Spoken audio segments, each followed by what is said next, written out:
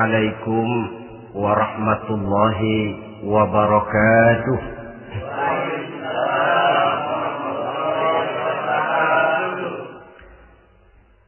Alhamdulillahi rabbil alamin.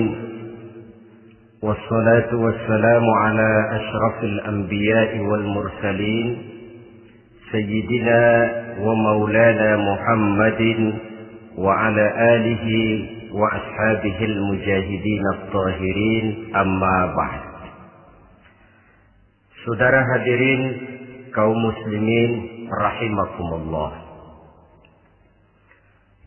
Dalam kehidupan sehari-hari kita selalu berhadapan dengan dua hal yang berlawanan, dengan dua hal yang kontroversial kata orang sekarang, yang kita diharuskan memilih satu di antara kedua hal itu.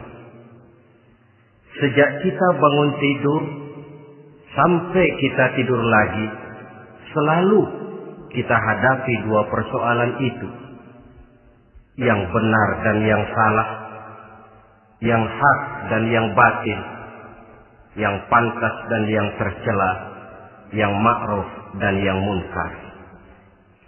Persis seperti sebaik lagu yang lagi ngepop dan banyak dinyanyikan anak sekarang, madu di tangan kananmu katanya, racun di tangan kirimu. Tapi saya pikir-pikir bagaimanapun, kalau cuma sekedar madu di tangan kanan, racun di tangan kiri, adresnya jelas. Yang repot kalau kita sudah tidak tahu lagi mana yang madu, mana yang racun. Lebih celaka lagi di zaman sekarang, banyak racun mereknya madu. Kita terpedaya, kita terpesona, kita terpukau oleh racun yang bermerek madu ini. Kita minum dia yang akibatnya rawan di dalam kehidupan kita.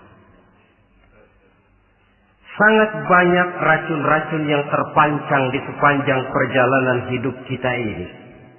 Dan dua di antara racun kehidupan itu akan kita bicarakan pada pertemuan kali ini, yakni arak dan judi, minuman keras dan judi.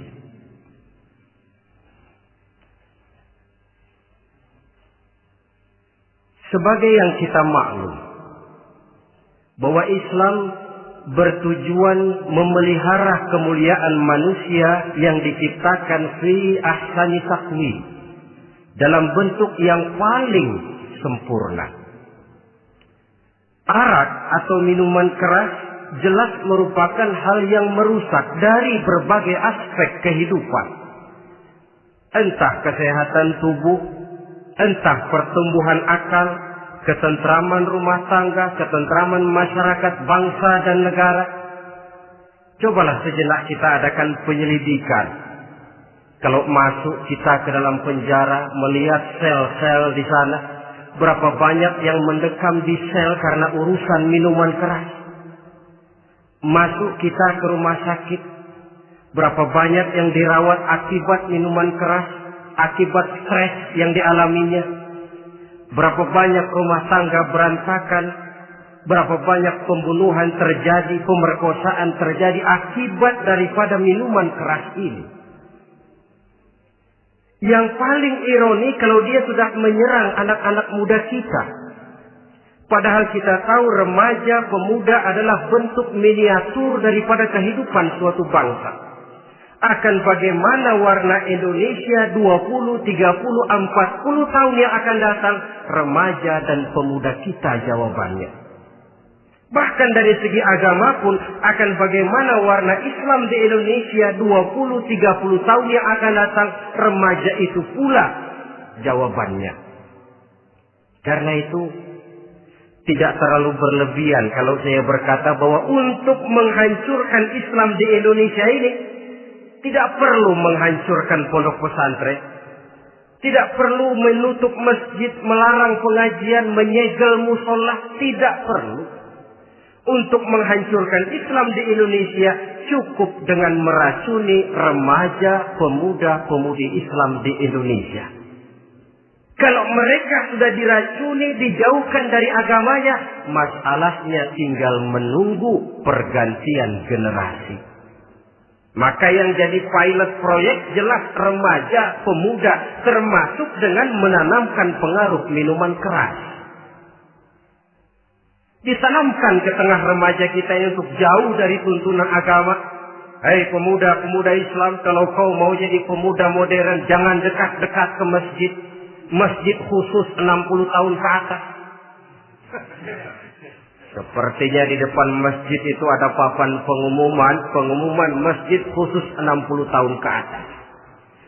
Baca Quran kolot. Seiring dengan itu lalu modernisasi diartikan dengan westernisasi.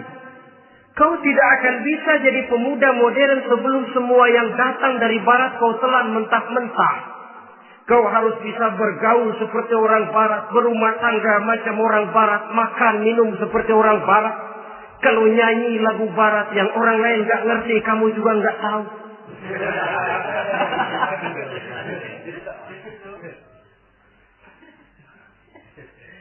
Anutlah itu free love yang pada gilirannya akan mengarah kepada free sex alias samenleven.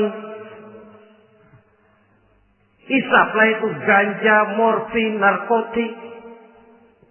Jikalau sudah terlena kita dengan itu, maka kehancuran suatu bangsa sesungguhnya sudah dimulai.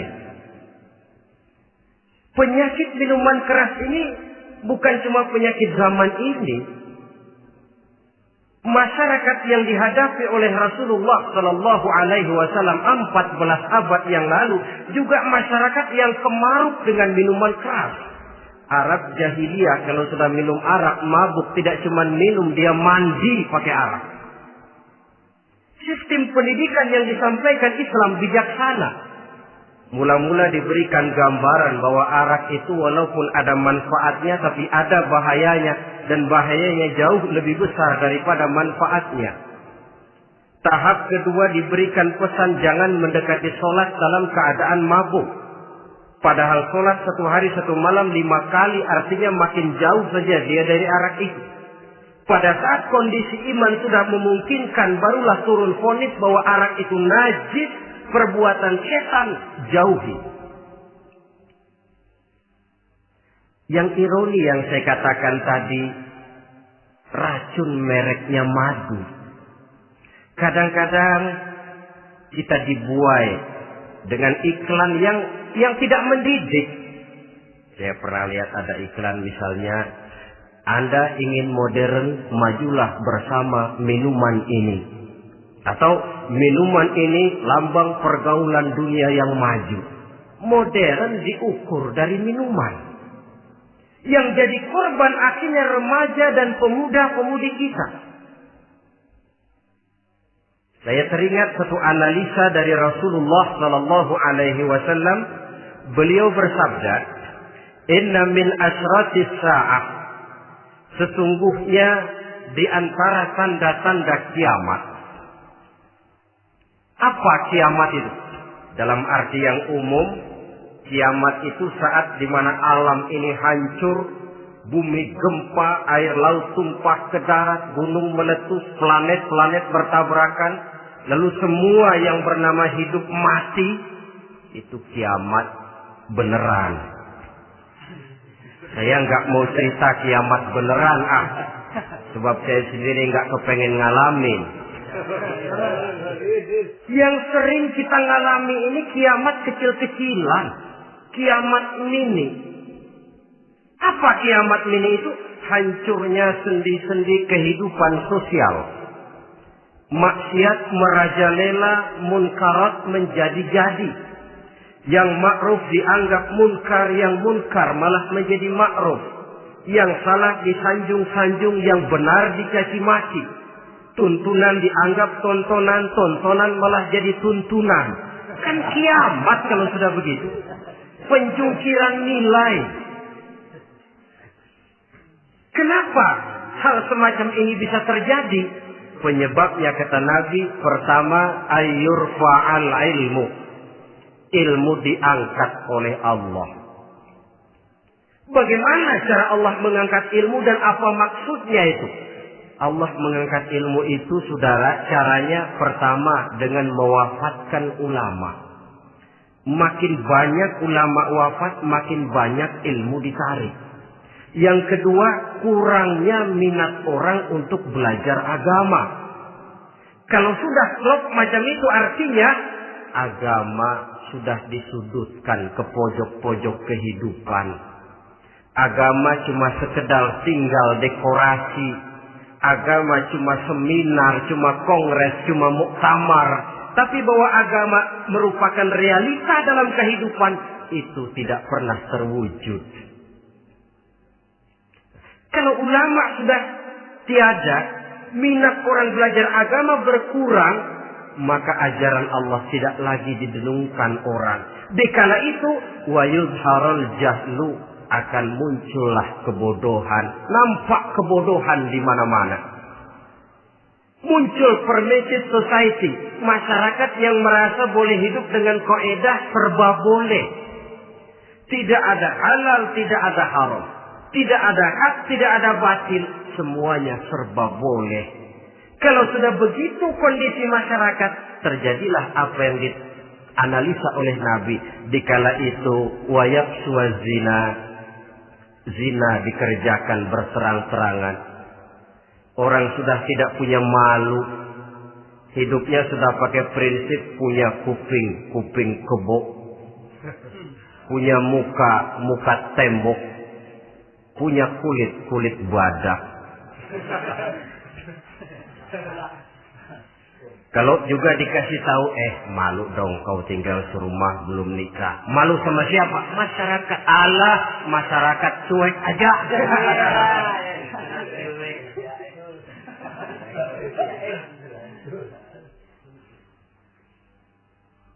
Bukankah realita kalau kita ikuti surat-surat kabar, berapa banyak sudah gadis-gadis bergelimpangan jadi korban? Berapa banyak bayi-bayi yang lahir ke alam ini tanpa harus tahu kemana dia mesti manggil bapak. Yang akhirnya mengalami keterakisan, dimasukkan ke dalam kantong plastik, dibuang ke tempat sampah. Kalau itu sudah terwujud, muncul efek negatif yang kedua. Wa yushrabal khamr. Arak, minuman keras jadi kebanggaan. Anak muda belum nyohor kalau belum bisa mabuk. Yang gak mabuk dianggap kolot. Kampungan loh. Bikin malu baru kena segelas aja udah miring. Cengeng. Temen kita hebat sampai nyungsep di got. Yang nyungsep hebat. Ya, kalau cuma yang hancur kehidupan pribadi. Tapi kalau sudah menyangkut masa depan, yang berarti masa depan suatu generasi adalah merupakan masa depan daripada suatu bangsa.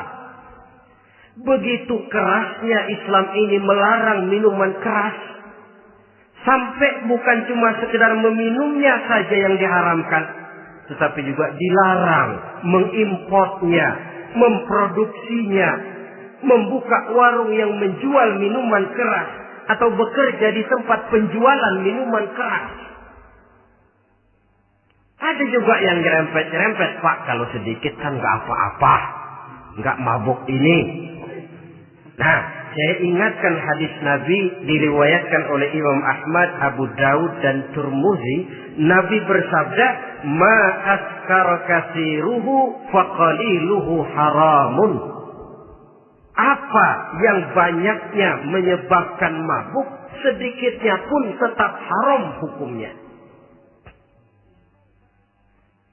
Memang barangkali mungkin ada manfaatnya, tetapi bahayanya jelas lebih besar ketimbang manfaat yang bisa timbul daripada jenis minuman keras itu sendiri. Dalam hadis lain Nabi pesankan, "Man kana yu'minu billahi wal yaumil akhir fala yaq'udu ala ma'idatin taduru 'alaiha al-khamru. Siapa yang beriman kepada Allah dan beriman kepada hari akhirat, jangan dia duduk di dalam satu pertemuan yang di dalam pertemuan itu diedarkan minuman keras. Masuk ke dalam lingkungan macam itu saja tidak diperkenankan. Kenapa? Asyariku fi syarri syarrun. Bersekutu dengan kejahatan, jahat juga hukumnya. Semalam kamu mabuk ya? Enggak, temen. Saya cuma ngebeliin aja kok. Apalagi ngebeliin.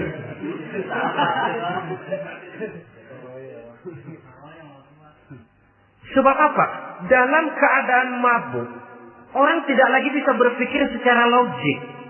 Daya kontrol hilang, artinya perbuatan sudah tidak terkontrol lagi. Yang pertama. Yang kedua, IQ tidak akan tumbuh dan berkembang secara normal seperti yang kita harapkan. Yang ketiga, harga diri akan runtuh hancur di tengah masyarakat. Bayangkan kalau tengah malam kita digotong orang diantar ke rumah kita. Dengan kondisi macam itu masih punya muka kita untuk tegak di tengah masyarakat. Masih punya harapan kita untuk tumbuh menjadi pemimpin sementara orang terkenang. Ini kan yang kemarin malam gua gotong, dia lagi mabuk. Harga diri, kepribadian. Jangan lupa saudara, kita hidup di tengah masyarakat. Masyarakat itu punya hukum yang tidak tertulis, tapi lebih kuat dan lebih kejam daripada hukum tertulis. Orang bilang, sekali arang tercoreng di dahi, seumur hidup orang akan tetap ingat. Makanya Rasulullah dalam hadis memberikan tamsil untuk adik-adik remaja muslim ini, masalul mu'min kamasalin nahli. Perumpamaan orang yang beriman itu persis seperti tawon. Mentalitas orang mukmin persis tawon. Apa mentalitas tawon? Kalau kita ngaji bab tawon, kita renungi apa keistimewaan tawon. Saya lihat-lihat, ternyata tawon itu punya 4 keistimewaan. Pertama, tawon itu yang dihisap selalu saripati bunga. Bagus makanannya. Belum pernah tawon keliru makan. Saya belum pernah dengar kok ada tawon makan tahu.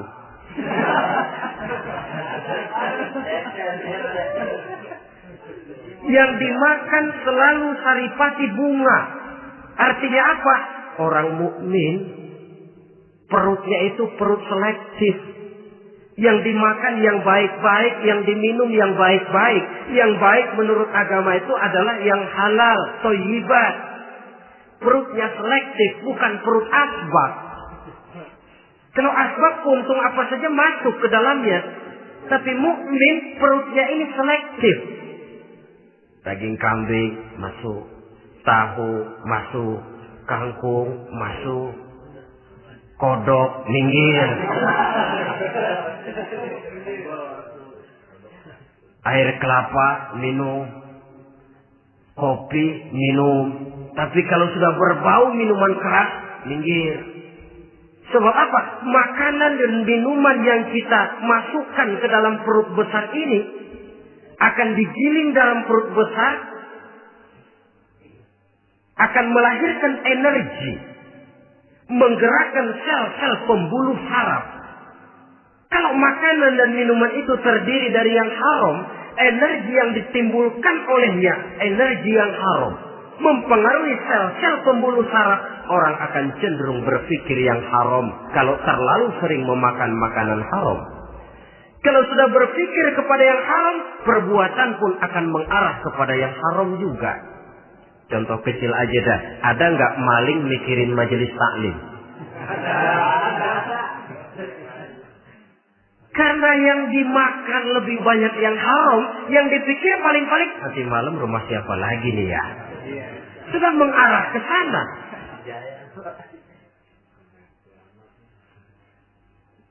Saripati bunga yang dimakan tawon itu. Lalu tawon yang kedua saya lihat yang dikeluarkan selalu madu. Artinya apa orang mukmin itu? Kalau dia berkata, perkataannya mengenakan orang. Kalau dia berbuat, perbuatannya membawa manfaat bagi orang. Kalau kakinya melangkah tentu ke tempat yang ada gunanya. Yang dikeluarkan madu, bukan racun. Indah tawon itu. Yang ketiga, tawon saya lihat, kemanapun dia hinggap, tidak ada dahan patah. Artinya apa? Orang mukmin dimanapun dia tinggal, kemanapun dia pergi, pantang jadi biang kerok buat lingkungannya. Pantang menimbulkan kerusuhan dan keonaran. Tidak ada cabang patah dimanapun tawon hinggap. Tapi juga yang keempat, saya lihat-lihat tawon itu, jangan coba-coba diusik. Satu kali dia diusik, kemana orang lari? Nyilem masih ditungguin. Tawon. Tapi kalau nggak diusik, nggak ada tawon usil ke pasar nyariin orang. Ketika dia diusik, inilah saatnya saya harus mempertahankan kehormatan diri saya. Dia pun bangkit. Artinya apa? Orang mukmin tidak boleh nyari-nyari musuh. Tapi ketemu musuh tidak boleh lari. Musuh jangan dicari. Bertemu pun jangan lari. Mentalitas orang mukmin seperti tawon. Yang dimakan baik. Yang dikeluarkan baik. Kemana dia tinggal tidak menimbulkan keonaran buat masyarakat, tapi juga sanggup menjaga dan mempertahankan kehormatan dirinya. Kalau konteksnya dengan masalah yang sedang kita bicarakan, minuman keras. Saya katakan tadi, kita kadang-kadang salah pilih, tertipu oleh racun yang bermerek madu. Ada minuman empuk, nyari yang keras. Salah pilih. Ketahuan orang bikin pel buat anjing. Manusia yang nelen. Akhirnya miring kayak anjing. Saudara, mari kita renungi An-Nisa ayat 140. Allah Subhanahu wa ta'ala mengingatkan, "Qad nazzala 'alaikum fil kitab an idza sami'tum ayati Allahi yukfaru biha wa yustahza'u biha fala taq'udu ma'ahum hatta yaqudu fi haditsin ghairi innakum idzam mithluhum." Sungguh kata Allah, telah diturunkan kitab Al-Quran ini kepada kamu, yang apabila kamu dengar ayat-ayat Allah itu diingkari orang, diejek-ejek orang, fala taqudu ma'ahum, jangan kamu duduk bersama orang-orang semacam itu. Bagaimana mengejek ayat-ayat Allah misalnya? Tahu kalau minuman keras itu diharamkan, tapi masih minum juga, itu kan mengejek ayat namanya. Duduk di majelis semacam itu dilarang oleh Quran. Kenapa? Innakum idzam mithluhum. Kalau kamu juga duduk di majelis semacam itu, kau dan mereka sama saja, kata Quran. Sama saja. Tahu kalau minuman yang memabukkan itu diharamkan agama, tapi minumnya juga mengejek ayat Allah.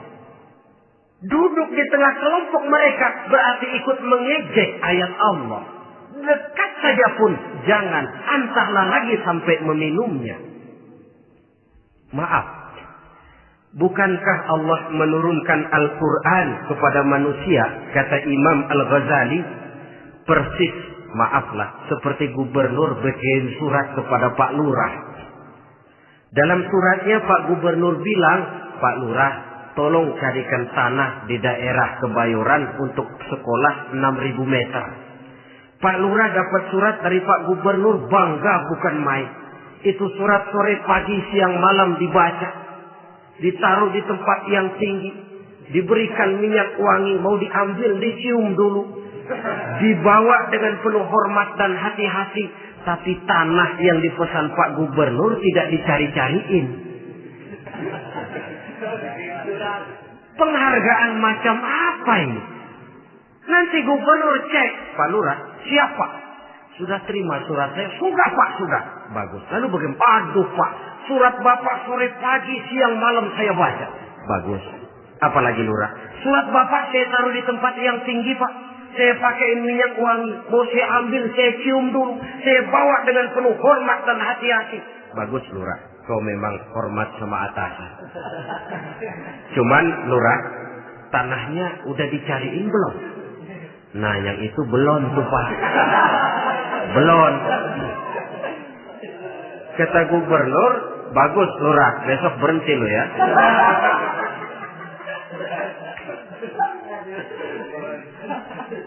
Membacanya memang penting. Al-muta'abbad bitilawatihi, beribadah dari sebab membacanya. Tapi setelah kita baca, kita tahu isinya. What next? Mau apa kita dengan isinya itu? Jangan yang kita baca kita injak-injak. Itulah ironinya. Bagaimana Quran itu mau membawa keberkahan dalam hidup ini? Kalau yang kita baca sering kita injak-injak. Dalam kehidupan kita baca ayat wa ahallallahu al-bai'a wa harrama riba. Allah halalkan jual beli, Allah haramkan riba, tapi renten ditelan terus.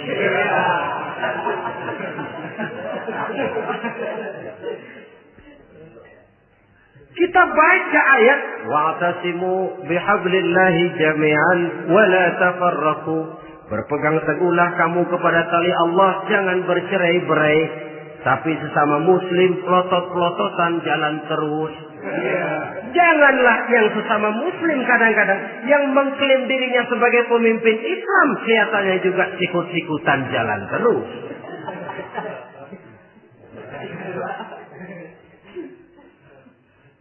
Sehingga tidak heran kalau orang bilang di bawah ngamalin ayat kursi sudah sampai di atas ayat hilang, tinggal kursi saja yang diamalin.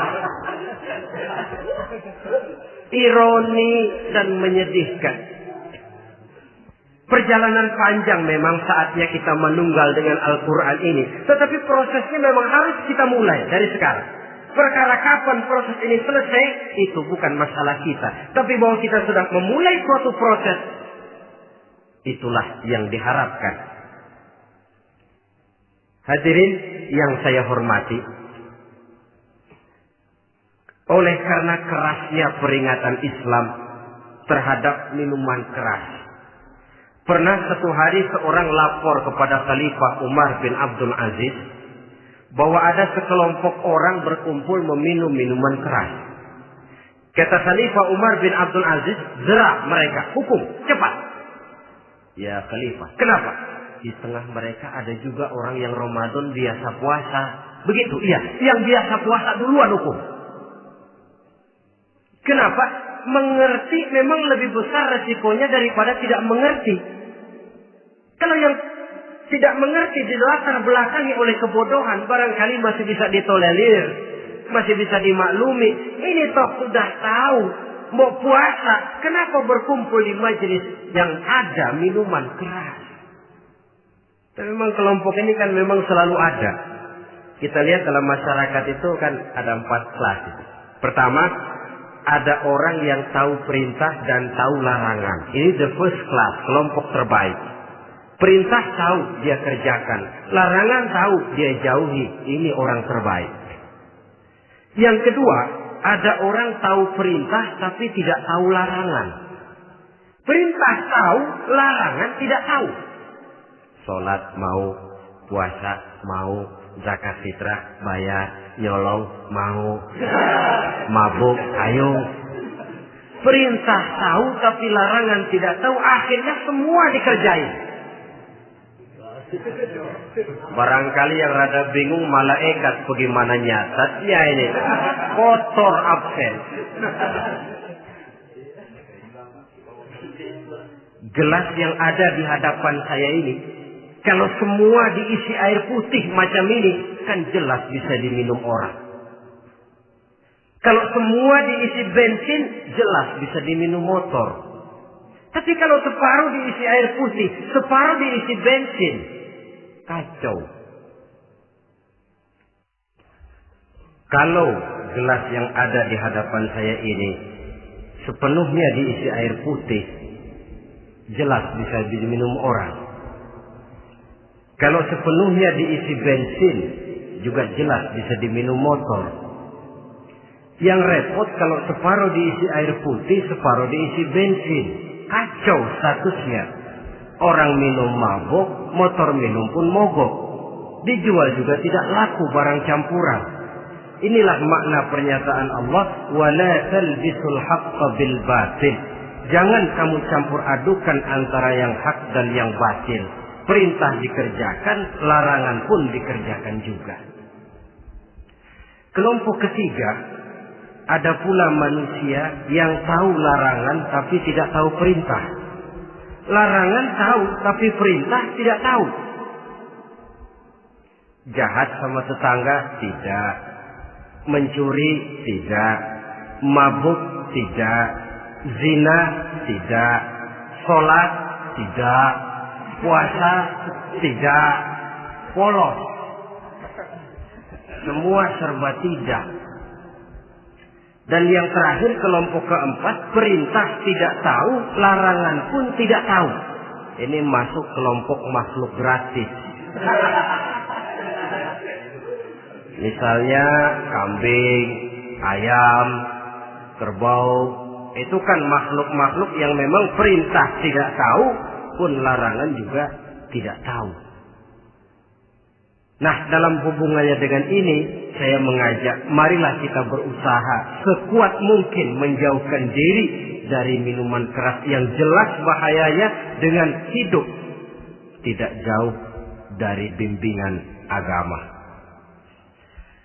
Hadirin kaum muslimin rahimakumullah.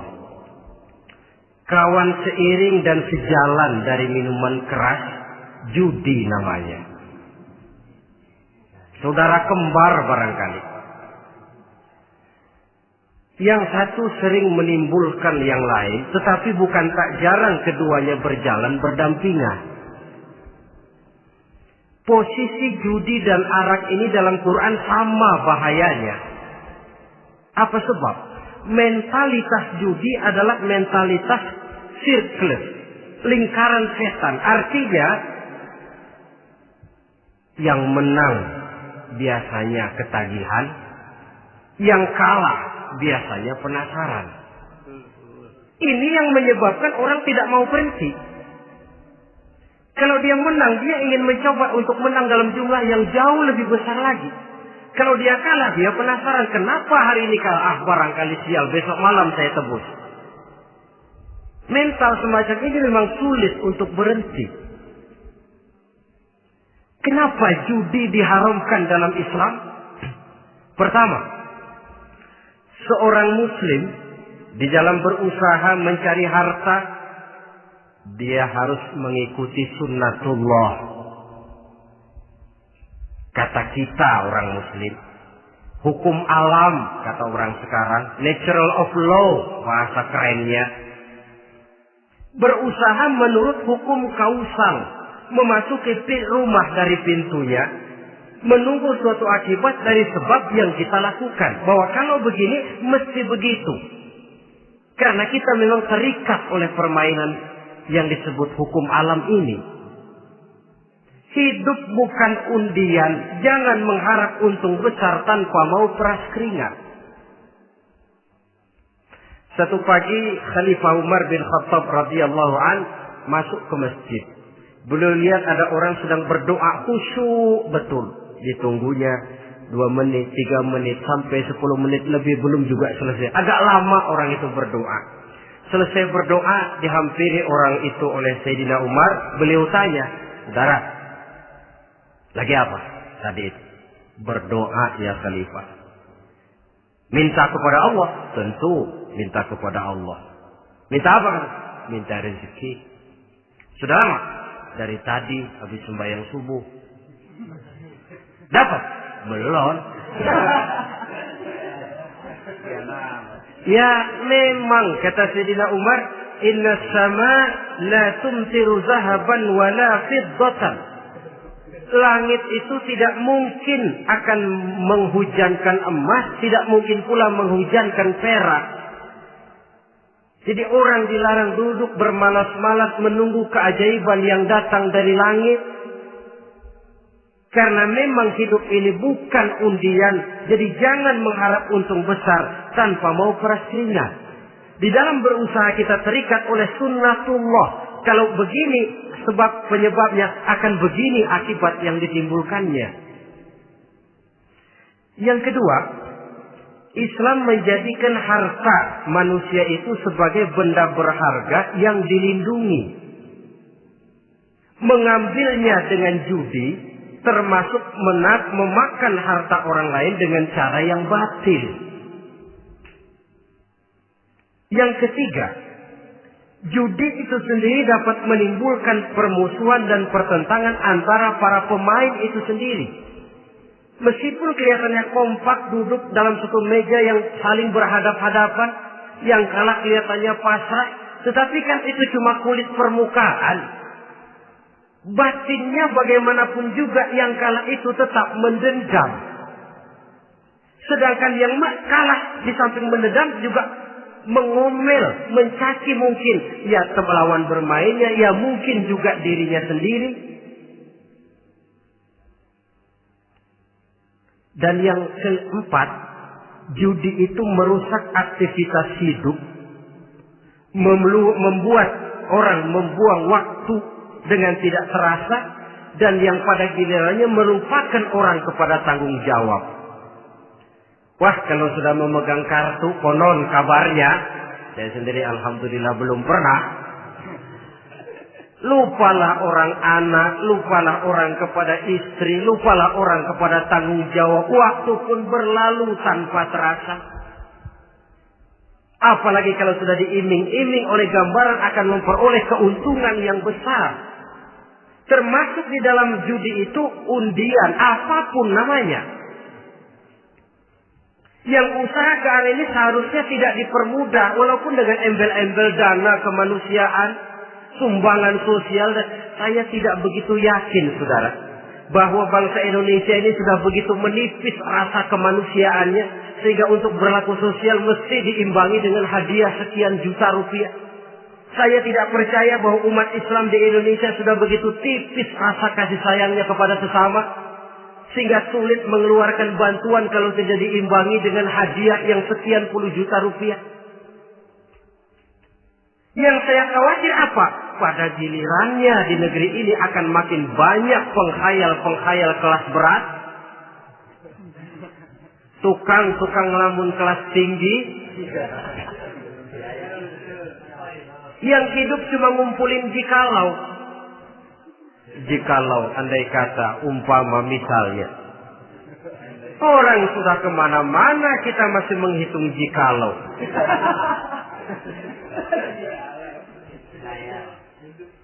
Orang boleh saja mengharap burung terbang tinggi, tapi punai di tangan jangan dulu dilepas. Artinya, idealisme silahkan terbang setinggi langit, tapi kaki harus tetap berpijak di alam realita. Bahwa memang lebih baik makan singkong dalam kenyataan daripada makan roti tapi ngimpi.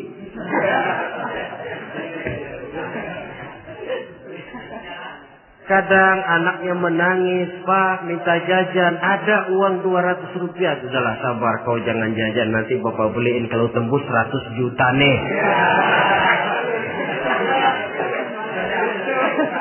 Akhirnya yang 100 juta tidak, anak pun kelaparan. Bukankah akan jadi masalah bagi semuanya? Belum lagi rasa sayang kepada harta yang sudah dia miliki. Entah itu tanah, rumah, kendaraan. Kalau sudah kadung kalah di meja judi, hilang rasa sayang kepada benda itu. Ada rumah-rumahnya dilelang, ada kendaraan-kendaraan jadi taruhan. Ada jam tangan pun copot tanpa terasa. Maka berapa banyak rumah tangga berantakan, istri minta cerai, orang jadi nekat merampok. Orang jadi nekat mencuri, korupsi kalau dia pejabat. Akibat apa ini? Pengaruh yang namanya judi. Saudara kaum muslimin, ma'asyiral muslimin rahimakumullah. Itu sebabnya di dalam surah Al-Maidah ayat 90 Allah menekankan, innamal khamru wal maisir wal ansab wal azlam rijsun min amali syaitan fajtanibuhu la'allakum tuflihun. Sesungguhnya arak, judi, berhala, mengundi nasib itu rijsun. Ya Allah, jarang benar Quran menggunakan kalimat rijsun. Rijsun ini sudah merupakan puncak kekotoran. Bapak moyangnya najis, itu rijsun. Rijsun, kotor. Sudah kotor ditambah pula min amali syaitan, pekerjaan setan. Wajtanibuhu, jauhi. Jangan sampai main, dekat saja tidak boleh, jauhi. La'allakum tuflihun, jikalau kamu mau menjadi orang-orang yang beruntung. Sejarah tidak pernah mencatat ada orang jadi miliuner karena judi. Sejak David Rockefeller sampai Aristotle Onassis, orang-orang kaya top di dunia, mereka kaya bukan karena judi, tapi karena kemauan peras keringat banting tulang, mau memulai sesuatu dari kenyataan yang real di depan mata. Sebab apa? Hidup ini memang perjuangan. Janganlah kita ingin hidup dengan satu prestasi, ingin tetap hidup seperti apa adanya sekarang ini saja, toh kita harus berjuang. Apalagi ingin hidup lebih baik, lebih terhormat, lebih mudah. Hidup perjuangan. Perjuangan berarti pengorbanan. Berani hidup artinya berani berjuang. Berani berjuang maksudnya rela berkorban. Takut berkorban, jangan berjuang. Tidak mau berjuang, berhenti hidup. Itu logika. Dan bagaimanapun saya yakin lebih baik berkorban daripada menjadi korban. Kalau sekarang kita berkorban, peras keringat, banting tulang, berusaha secara sunnatullah untuk menghidupi anak, istri, keluarga, pada satu saat kita tidak akan menjadi korban kebrutalan anak-anak kita sendiri. Kalau mereka dibesarkan dan tumbuh berkembang oleh hasil yang diperoleh dari meja judi. Ayat 91 Al-Maidah ini lebih memperkuat lagi. Kalau itu arak, judi, berhala, mengundi nasib adalah perbuatan setan, sebenarnya setan mau apa sih?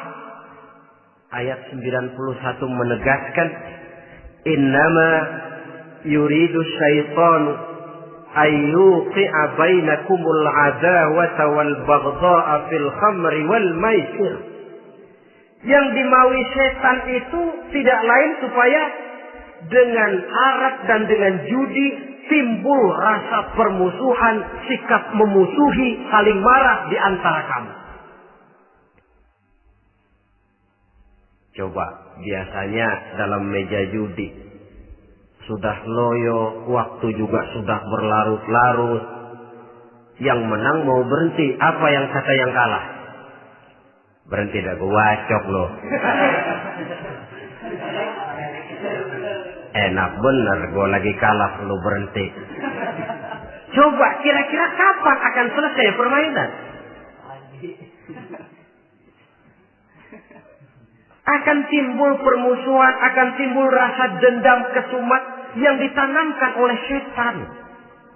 Karena memang baik arak, baik judi, baik berhala, baik mengudi nasib, itu semua permainan-permainan setan yang diberikan kepada kita untuk kita ikut andil bermain di dalamnya. Tatkala kita ikut terkena jerat setan, tertawalah mereka. Kenapa? Oh, makin banyak teman saya di neraka. Maaf, setan itu kan sudah tahu vonisnya. Ketika dulu di dengkotnya yang namanya iblis terusir dari surga, itu bikin semacam perjanjian dengan Allah. Tuhan, kenapa ini? Gara-gara Adam saya terusir dari surga. Maka sejak saat ini Adam dan seluruh keturunannya adalah musuh bebuyutan saya. Saya akan gelincirkan mereka dari jalan. Silahkan iblis, goda mereka. Tapi kau tidak akan mungkin bisa menggoda mereka kalau hamba-hambaku itu menjadi hamba yang ikhlas. Hanya hambaku yang ikhlas yang tidak mungkin kamu goda. Yang lain barangkali bisa. Sejak saat itulah iblis memproklamirkan permusuhan. Dan dia sudah tahu betul vonisnya neraka. Tugas dia sekarang bagaimana mengumpulkan teman sebanyak-banyaknya ke dalam neraka. Hamba Allah saja yang tidak tergelincir kepada minuman keras dan judi. Hamba Allah yang ikhlas itu bagaimana? Yang ikhlas menjadi hamba Allah. Dalam arti kata dan perbuatannya memang mencerminkan bahwa dia hamba Allah. Maaf. Di zaman sekarang ini kan banyak orang cuma berkata, saya hamba Allah, mulutnya. Tapi perbuatannya membuktikan dia hamba setan, hamba dunia, hamba harta, budak jabatan, budak nafsu. Tidak sesuai antara ucapan dan perbuatan. Sebab itu kata-kata hamba Allah kalau keluar dari mulut manusia itu murah. Soalnya ngaku. Ngaku siapapun bisa. Tapi diakui atau tidak? Ini yang kita belum tahu. Ada juga orang berdalih, saya kan masang kalau dapat nanti mau nyumbang masjid. Barangkali aja kalau nyumbang masjid disoriin dikit sama Tuhan.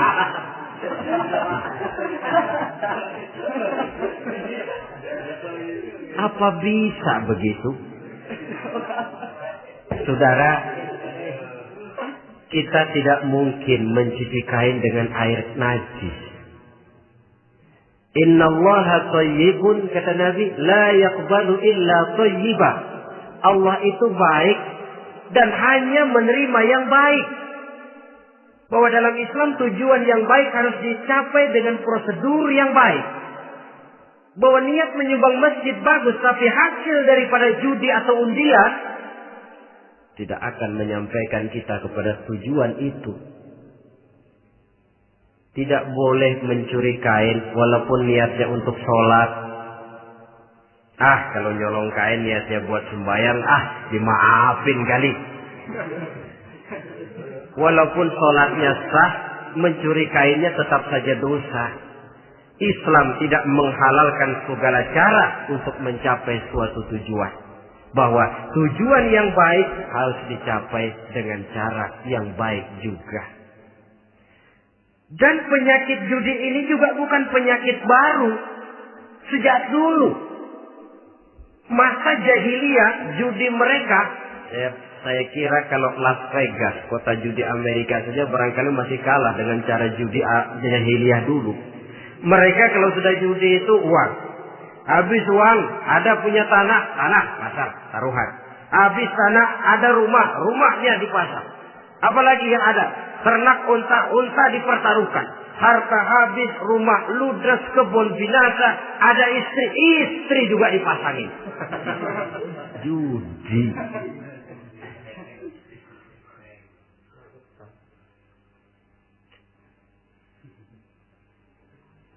Kita sebagai muslim oleh Al-Quran dijelaskan orang yang mempunyai dua tujuan hidup.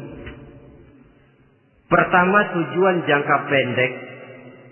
Yang kedua tujuan jangka panjang. Tujuan jangka pendek dunia dan seluruh isinya. Tujuan jangka panjang adalah akhirat dan ridho Allah. Ini yang terpantul dalam doa setiap kita. Rabbana atina fid dunya hasanah wa fil akhirati hasanah. Tercapai tujuan jangka pendek fid dunya hasanah dan tujuan jangka panjang wa fil akhirati hasanah. Untuk mencapai tujuan jangka pendek, merangkul dunia dan seluruh isinya, apa yang jadi modal utama? Pertama, pendidikan. Makin tinggi jenjang karier pendidikan yang kita tempuh, rasa-rasanya makin mudah menjangkau dunia dan isinya. Yang kedua, pengalaman, tenaga expert masih tetap diperlukan. Makin banyak pengalaman, makin mudah menjangkau dunia. Yang ketiga, dan ini ada tapi tidak bisa dijadikan pegangan, faktor nasib. Faktor kebetulan ada, tapi tidak bisa dijadikan pegangan mutlak. Pendidikan, pengalaman, ingin menjangkau fid dunya hasanah. Ini modal utama. Lalu untuk mencapai fil akhirati hasanah, prestasi ibadah. Bagaimanapun tinggi pangkat dan jabatan kita, bagaimanapun banyak gelar kita sandang, tanpa prestasi ibadah, nol besar kita dalam pandangan Allah. Itu sebabnya kita sholat. Jadi tidak beralasan kalau orang ditanya, kenapa sih kamu nggak sholat? Tetangga saya sholat melarat terus. Memang sholat itu bukan untuk mencari uang kok. Kalau ada orang yang rajin sholat, rezekinya kelihatan lancar, itu cuma sekedar persekot. Uang muka, cashnya tetap di akhirat nanti. Efeknya apa? Karena kita punya tujuan jangka panjang, mengharap ridho Allah di akhirat. Cara kita mencapai tujuan jangka pendek dibatasi oleh pertanyaan, Allah ridho apa enggak? Kita cari uang, tapi pertanyaan pokok, Allah ridho enggak cara ini? Kita mengejar kedudukan, tapi Allah ridho enggak dengan cara ini? Ini yang menyebabkan kita lantas tidak lalu menghalalkan segala cara. Yang penting tujuan tercapai cara apapun halal. PKI. Kan cuma PKI yang berprinsip asal tujuan tercapai cara apapun halal. Dan kita sudah sepakat PKI dan seluruh ajarannya tidak berhak hidup di bumi Pancasila ini. Cuma jangan sekedar PKI-nya dikutuk tapi ajarannya dipakai.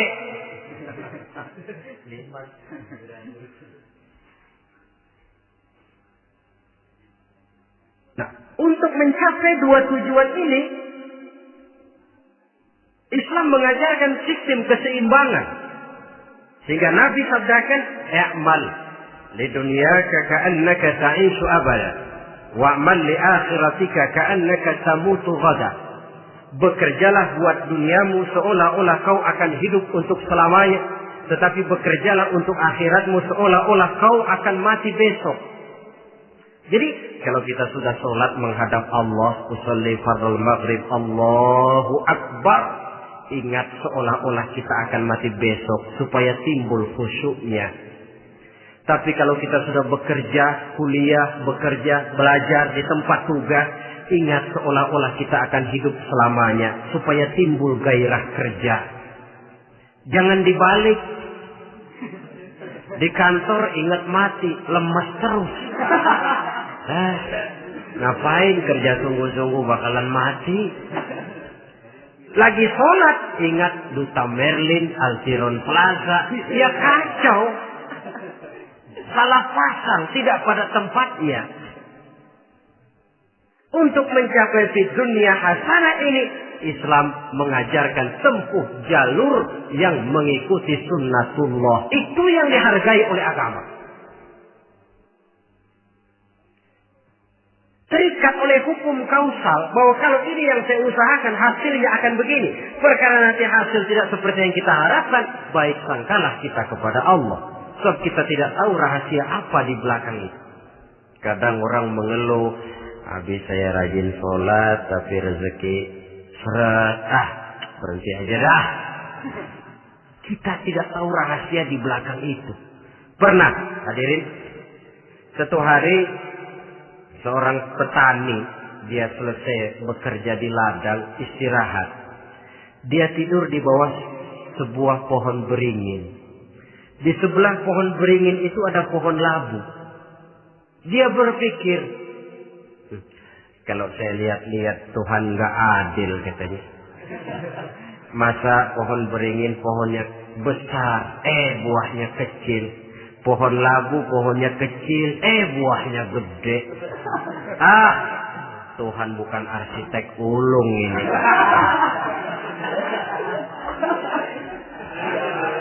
Mestinya supaya enak dilihat, beringin yang pohonnya besar buahnya sebesar buah labu. Pohon labu yang pohonnya kecil buahnya kecil saja sebesar buah beringin. Tidak adil Tuhan. Baru dia selesai berpikir Tuhan tidak adil, jatuh sebutir buah beringin tepat menimpa hidungnya. Dia terkejut. Astagfirullahaladzim. Kalau begitu saya sadar katanya, Tuhan benar-benar adil.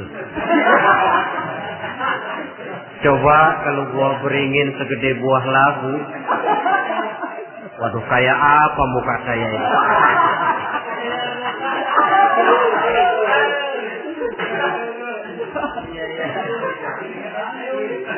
Baru terbuka pandangan matanya setelah berhadapan dengan kenyataan.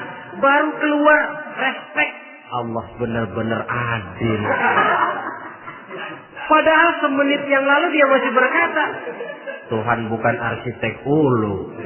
Tapi semenit kemudian setelah berhadapan dengan kenyataan yang real dia hadapi, Allah benar-benar adil.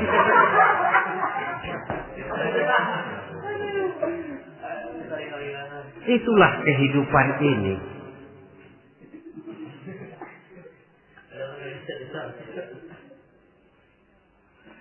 Saudara hadirin yang saya hormati, karena itu baik arak, baik judi, dua-duanya merupakan bahaya laten yang tidak hanya mengancam kehidupan agama, tetapi juga masyarakat, bangsa dan negara, apalagi kalau sudah jatuh kepada generasi penerus. Dan yang bagaimanapun juga saya berpikir sebenarnya remaja, pemuda, pemudi kita cuma korban dari suatu sistem. Sebab ini merupakan tanggung jawab bersama. Ulama mubalik macam saya paling wewenangnya cuma ngomong. Yang punya SK untuk memberhentikan pabrik minuman keras itu kan Menteri Perindustrian. Tangan-tangan eksekutif. Sehingga kalau Nabi katakan, Man ra'a minkum munkaran falyughayyir biyadihi wa illam yastati' fa bilisanih wa illam yastati' fa biqalbihi. Apabila salah seorang kamu melihat suatu kemunkaran, termasuk minuman keras dan judi di dalamnya, rubah itu. Dengan cara apa? Kalau kau mampu dengan tangan, artinya power, kekuatan. Kalau dengan tangan tidak mampu, ini orang kalau gue pukul gue yang melintir. Umpamanya, fabilisani, dengan lidah ngomong.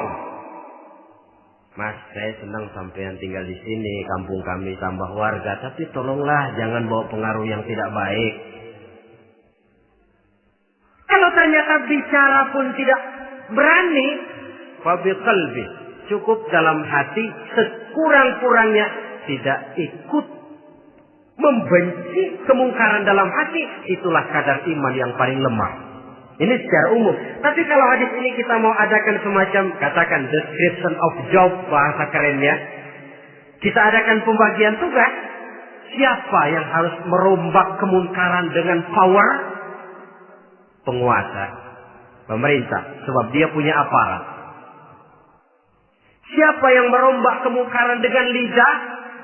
Ulama, kiai, mubalik, ngomong.